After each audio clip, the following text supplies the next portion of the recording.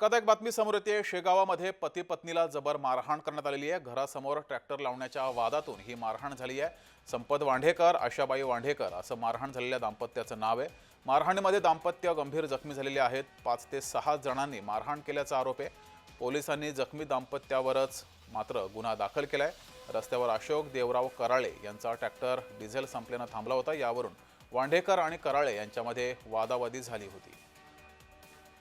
अधिक माहिती घेऊया। आपले प्रतिनिधी स्वप्नील झोडगे आपल्या सोबत जोडलेले आहेत। स्वप्नील, ज्यांना मारहाण झालेली आहे त्यांच्यावरच गुन्हा दाखल झालेला आहे, नेमका काय प्रकार आहे?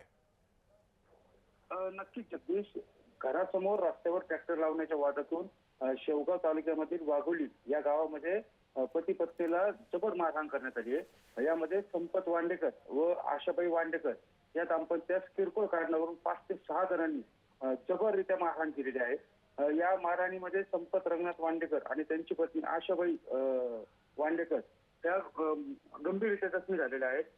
दोघांनाही अहिल्यानगर येथील जिल्हा रुग्णालयामध्ये उपचारासाठी दाखल करण्यात आलेले आहे। विशेष म्हणजे जगदीश, यामध्ये या शेवगाव पोलिसांनी मारहाणीमध्ये जखमी झालेल्या दाम्पत्याच्याच विरोधात गुन्हा दाखल झाल्याने परिसरामध्ये उलटसुलट चर्चांना उधाण आलेलं आहे। ठीक आहे। रस्त्यावर अशोक देवराम कराळे त्यांचा ट्रॅक्टर डिझेल संपल्यामुळे थांबला होता। नक्कीच, तर ज्यांना मारहाण झाले त्यांच्यावरच गुन्हा दाखल झालेला आहे, त्यामुळे चर्चा सुरू झाली आहे। धन्यवाद स्वप्नील दिलेल्या माहितीबद्दल।